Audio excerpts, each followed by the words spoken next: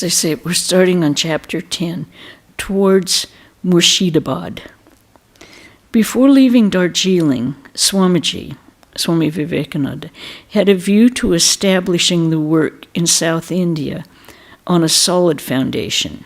He sent Swami Ramakrishna to Madras, and with him Swami Sadananda, the first one of his own disciples. At this time, Swamis Premananda and Shivananda were among the few monks staying at the Mat. Swami Akhandananda learned that Swami Sadananda had been bitten by a dog shortly before starting for Madras, and that there was a dog in the locality that had become rabid. Thinking that it might be the same dog that had bitten the Swami, and that his specific medicine should be sent to him from Gandalpara, near Chandanagar, he set off at once for the place, intending to return to the Mat the next day. He crossed over the Ganga at Bali station and reached Chandanagar just at nightfall. He purchased the medicine for ₹1.25 from the Kali temple at Gandalpara and dispatched it with the instructions for its use to Swami Sadananda in Madras. He then spent the night in an outer apartment of a gentleman's house. The next morning, after a bath in the Ganga, he went to another house to refresh himself, hoping to meet a devotee of the Master. He was greatly pleased to find the owner of the house to be a man of faith and devotion.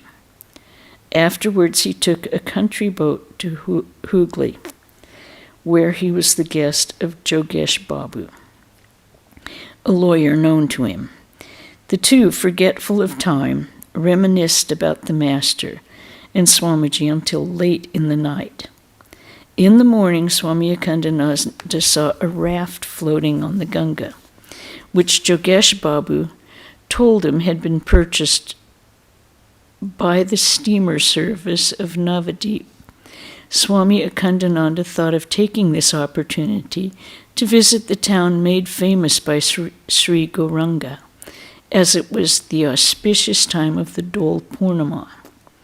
Knowing that he might leave Bengal again and that he might not have another opportunity to visit the place, he wrote a letter to the Mat explaining his desire. It was the day before the Dol Purnima in the Bengali year 1303, which was March 1897. Arriving at the landing ghat, he found a number of passengers waiting for the steamer. The steamer was due, but there was as yet no sign of its arrival. The booking clerk finally refunded their fares. Swami Akhandananda, as much as ever bent on going to Navadip, crossed the river to Naihati and took a train to Bugula, where he arrived at dawn. He stayed there as a guest of Jogan Sena devotee, and the next afternoon managed to catch a boat on the river, which got him to Navadip early the following morning. He stayed at the Gaur Gopal Mat just in front of the ghat, and a priest of the nearby temple received him cordially. While at Navadip, he took the sacramental food of the temple and slept on the open veranda surrounding it. He obtained from the priest a copy of the Gita Govinda by the poet Jayadev, from which he sang at times. He visited a very large Sanskrit college and went with the Tarka Panchanan principal to the house of Braja Bidyaratna, a famous Sanskrit scholar of Navadip. When he made his obeisance before the beautiful images of Nityananda and Chaitanya Mahaprabhu, the Tarka Panchana was surprised and said to him, "You are a Paramahamsa sannyasin. This mode of salutation does not become you." "Why not?" asked the Swami. "Do you not regard Chaitanya as an incarnation of God?" "No," replied the Tarka Panchana. "We consider him as a devotee of God." Swami Akhandananda was surprised at this comment. One day at Puramatala in Navadip, some Brahmins accosted him, saying, "Sir, should a non-Brahmin allow a Brahmin to take the dust of his feet?" Swami Akhandananda said in reply, "How is it that Rama, Krishna, and other incarnations of God, though not born Brahmins, were worshipped by Brahmins as their Ishta?" Instead of holy conversation, this drew from them a quick volley of stinging words. Somehow he was able to withdraw from their company, but regretted that the nature of learning and manners among Brahmin scholars was in such a state at Navadip. He had a long-cherished desire to meet a Vaishnava of Navadip, but his pious wish was not to be fulfilled. Vishweshwar Bhattacharya, the headmaster of the Navadip High School, had been anticipating the Swami's arrival for many days.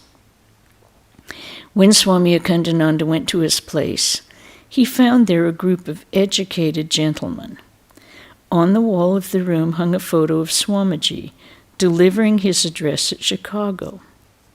On the table was a copy of the Chicago addresses, along with other booklets.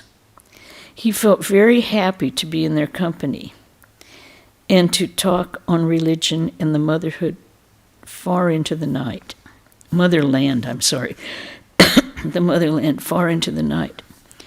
Early the next morning, when he returned to the monastery, he was met by the priest who asked him, "Are you Swami Vivekananda in disguise?" "What makes you say that?" asked Swami Akhandananda.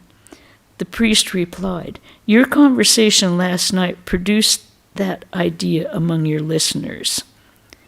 In the afternoon, he met those who had entertained this notion about him and said to them, "I am Swamiji's brother disciple. It is natural that our ideas should be alike. About the similarity of our features, many have mentioned this during our travels together, but Swamiji is now in Darjeeling." The gentleman requested him to stay in a house nearby so that they might enjoy his talks for several days more. Excuse me. But the following morning he departed for Kundgata, on the other side of the Ganga.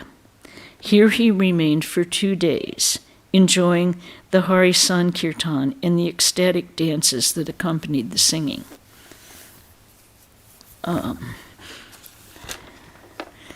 The Swami next went to see the hut where Keshav Bharati had lived.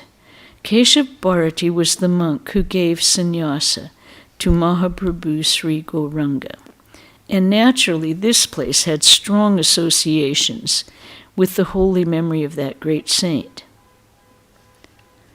Here he was the guest of a munsif, who in the morning read to him from a newspaper that Swamiji had come down from Darjeeling in order to meet the Raja of Khetri in Calcutta. Swami Akhandananda visited the fair at Agra Dwipa, where he became acquainted with the Pandit Ganga Shankar Vidyasagar. He accepted the Pandit's invitation to be his guest on the way to Murshidabad. He was now directing his steps toward that historical town before returning to the Math, for it was his intention to see the notable places of Bengal before he left again for the Himalayas. As he proceeded towards Murshidabad, the Swami could not but notice the emaciated bodies of the cowherd boys he encountered. He learned from them about the famine raging in that area. Their extreme distress moved Swami Akhandananda deeply, and from what little cash he had, he distributed a few pice among them. At the Kaliganj police station, he learned that the circle officer at Krishnanagar was distributing rice. He set out to find the officer, but noticing on the way a youth abusing an innocent man in front of the station, he took the boy to task. Taken aback by the monk's sudden appearance and interference, the man went to inform the police. In the meantime, Swami Akhandananda learned from the man he had rescued that Pandit Gangasankar, his old acquaintance, was living close by, and that the circle officer was then out on his rounds. Hardly had the Swami taken a few steps toward the Pandit's home, he was called by the police. He went to the police station and informed the officer in charge what had taken place. But the officer became annoyed and tried to intimidate him, saying that he would be placed under arrest. Swami Akhandananda informed the officer that he would be residing with Pandit Gangashankar. Then he departed. In the afternoon, the police officer came to see Swami Akhandananda. His host, Gangashankar, assured the officer that the Swami was indeed a genuine sannyasin and a patriot. It seemed that the officer had suspected him of spying, but on hearing all the information from Gangashankar, he left quietly. Swami Akhandananda spent 2 days in Kaliganj and then went to Plassey. Here a peasant told him, "This is the battlefield of Plassey."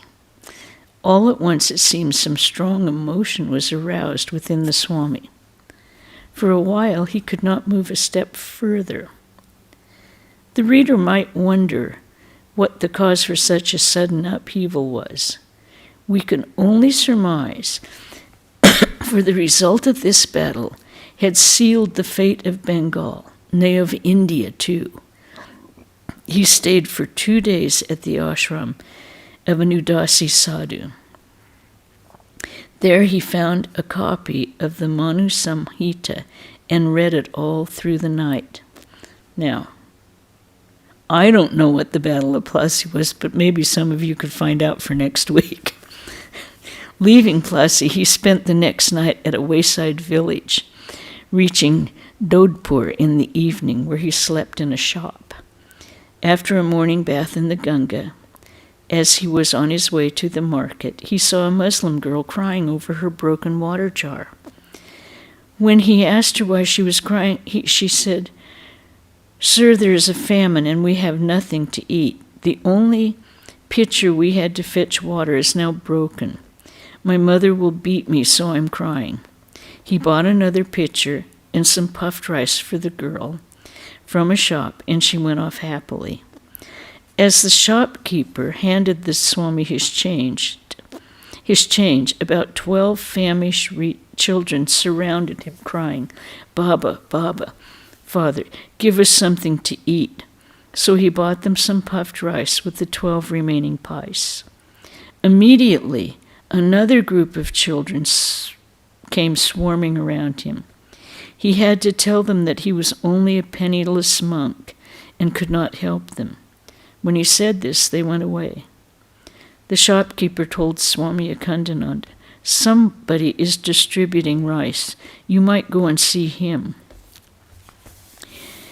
The Swami met the government officer and was informed that the famine-stricken people would be given doles of rice after the deputy magistrate has sent his report. The deputy magistrate was at a bungalow nearby, where some 300 famished people sat in the hot sun on the road in front. As the Swami stepped onto the veranda, the orderly said to him with folded hands, "Please come back to see the Sahib when he wakes up." Not willing to wait, the Swami went back to the circle officer, requesting him, "Sir, please practice a little charity along with your duty." Swami Akhandananda was about to leave Dodhpur the next morning when he was told that an old woman of 90 was dying and that something needed to be done for her. He must go and see her. He went to the woman's hut, and found her lying in filth. The stench was so offensive that he could not easily enter the hut. But with the help of the woman who had informed him and the local landlord, he at once arranged for the old woman's nursing. She gradually came around and was able to take her usual meal of rice. As Swami Akhandananda fed her, she said to him in tears of joy, "My boy, you must have been my son in some previous birth." "Why in a previous birth, mother?" "I am your son in this very birth," he replied. Such heart-rending incidents made Swami Akhandananda feel that he should not remain longer in this area. He went on to Naupur, and was the guest of a pious Brahmin. During his one-day stay, his host became so attached to him that he would not allow him to leave. The Swami found it necessary to leave the house while the Brahmin was at his daily worship. The Brahmins had to remain seated in worship, and so he could only gaze after his departing guest. On his way to Beldanga, he found people famishing for food and water. At Bapta, the hungry people engaged in repairing the road were quarreling with overseers about underpayment of wages. He interceded on their behalf and induced the overseers to pay the laborers their rightful wages. And you can see it every single stop he's implementing Swami Vivekananda's idea of worship the Lord in man. As Swami continued on his way, with dreadful specter of famine all about, the rebellious thoughts rose in his mind. He described his reactions. "I did not feel like calling God merciful. I could not understand for what sin little children should die of starvation in a benign God's creation. I would flee the kingdom of such a benign God." With a heavy heart, he passed the night as a guest of a shopkeeper in the Bapta Bazaar. In the morning, during bath in the Ganga, he was invited by the headmaster of the primary school and spent the night in the schoolroom. The following morning, when he was about to start for the town of Berhampur, he felt a change come over him. As he rose, he heard distinctly someone say in his ears, "Where will you go? You have much to do here. The Ganga is nearby, and the village is full of Brahmins. Alms are easily available. You are to stay here." Thrice he heard the voice, and thrice he attempted to get up, but failed. Someone pulled him down, as it were, grasping his waist. His plan to go to Berhampur was given up, and he met with the teacher of the Bapta school and some other villagers. When they heard he was not proceeding to Berhampur, a Brahmin gladly invited him to the home of a relative of his at Muhula. There the Swami could take the sacramental food of Mother Annapurna. When he heard of the worship of Annapurna, the Swami's emotions were aroused. He began to think that it was probably Mother Annapurna who had detained him here to help these poor famished people. The feeling was so strong that he addressed her mentally, saying, "This time you will have to square accounts with me." He hastened to the place of worship belonging to the Sanyals of Mahula, where he found preparations for the worship going on. The master of the house gave him a small mat to sit on, and Swami Akhandananda read the Chandi before Mother Annapurna. Many were charmed by the handsome young sannyasin and his chanting at the worship. After all the devotees had been fed, several Brahmins and a few young boys approached and sat beside him.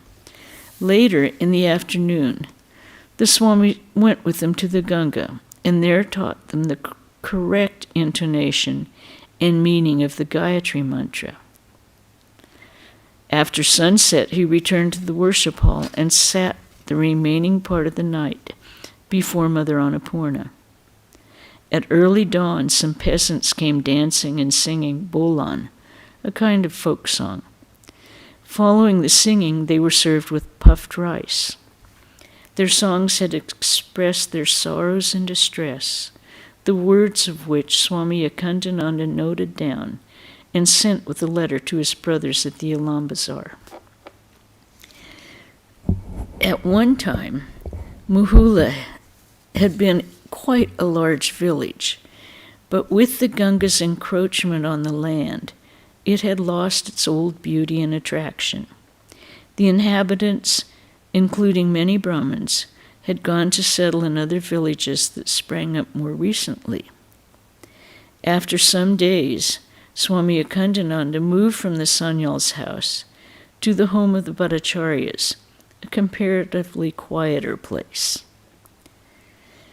Previously, there had lived at Mohula a tantric sadhu, well versed in the scriptures, who was called by the villagers Dandi Thakur.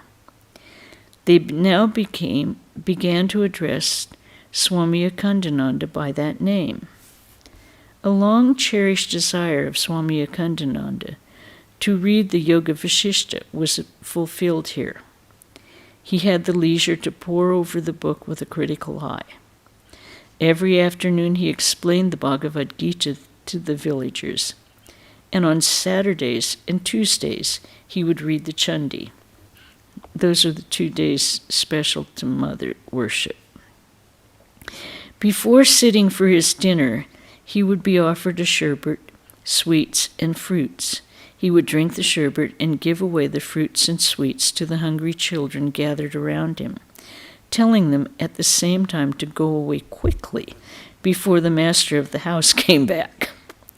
This was a daily occurrence. The parents of these children had left the village because of the famine and had not yet returned to their homes. One day he heard that a peasant family was starving just next door. Coming to them, he asked, "O Mother, have you had nothing to eat these last 2 days?" For reply, he heard only a deep lamentation from within. At once he returned to his room and bolted the door. With tears in his eyes, he prayed to the master. When he opened the door after a long while, his host, who was sitting outside looking very unhappy, said, "Come and take your meal. It's already very late." But Swami Akhandananda said to him, "How can I eat when the peasant family next door has gone without food for 2 days?" That food was sent to the family, and Swami Akhandananda accompanied the Brahmin. At the sight of the miserable condition of the people, brought to the Swami's mind and the sight of the miserable condition of the people brought to the Swami's mind the following train of thought. If I had had but a hint as to the terrible nature of the famine raging in this area, I would have gone back to the Math, even from Katwa itself. But how can I prove myself a coward by fleeing now and ignoring the command of Mother Annapurna? More than a fortnight had gone by, and so far no one had suspected his identity. However, on the arrival of a letter from Swami Premananda, everyone came to know who he was. He also received by mail a copy of Ramakrishna Upadesha, the precepts of Sri Ramakrishna, to be given to one of the Brahmins, and a photo of the master himself. The distance between the Ganga and Mohula is 1.5 miles. Every day after his bath in the Ganga, Swami Akhandananda offered flowers before the picture of the master, and with tears in his eyes, prayed for the famine-stricken people. Every morning and evening he offered this prayer, and at last, one day, the response came, "Wait and see." From Madras, Swami Ramakrishna wrote to him, "A penniless sannyasin as you are is not for you to provide thousands with food. You should rather come back to the Math." From the Lambazar Math, Swami Premananda wrote 2 or 3 letters in the same vein. So advised, Swami Akhandananda spent his days at Mahula in great uncertainty. Doubts crossed his mind. How could a penniless monk undertake to feed thousands of hungry mouths, month after month? In spite of all this, he expressed his firm resolution to his brothers. "If even one life is saved with what I get here without asking, I shall feel gratified. As for myself, I can easily go without food for 6 or 7 days. So it is not possible for me to run away from here in a cowardly manner. I may die, but I must do something before that." At this time, Swamiji, who was in Darjeeling, inquired after Swami Akhandananda. And at his direction, Swami Brahmananda wrote to Swami Akhandananda to return to the Math. Meanwhile, the secretary of the Mahabodhi Society in Calcutta, Charubabu, heard from Swami Premananda of Swami Akhandananda's resolve and promised to contribute from the Society's relief fund. Soon Swamiji himself returned to the Lambazar Math, and Swami Akhandananda's letters were handed over to him. He was greatly moved by them and wrote to Swami Akhandananda, "Bravo, my hero. Victory to the Guru. Go on with the work. Leave the supply of funds to me." This encouraging letter from Swamiji put new heart into Swami Akhandananda, who was now determined to achieve his aim or to perish in the attempt. So we are going to stop there. Next Wednesday, we will get into famine and relief. Are there any questions or any comments about what we've read? You did ask about the Battle of Plassey. It was the battle that allowed the British East India Company to take control of Bengal and eventually India. Oh, thank you. That's what I kind of thought it was. But no, you're good. I had to Google it. I didn't know. I didn't want to venture forth with my speculations. I couldn't hear the word well. What is the battle of, what is it? Plassey, Plassey. SSE, okay. And it, as she said, the one that determined that the British took over India, basically. So was it from French, do you think? I have no idea. Because I honestly do not know. It may be the place, I just don't know where it came from. We'll have to look it up, too. Yeah. I don't know. Okay. Sunday's lecture, well, we'll have the gospel readings Saturday afternoon at 5. And hopefully our technology will be effective in working. And Swami Sumanasananda will give the lecture Sunday. His title is "I Have a Mother." And then we will see you next Wednesday, I guess. Take care and stay well. It's cold right now, and I think everyone's like, just want to stay inside and have tea, that's all. Okay, we'll end. Om Shanti, Shanti, Shanti. Hari Om Tat Sat Sri Ramakrishna Arpanamastu. See you next week. Oh.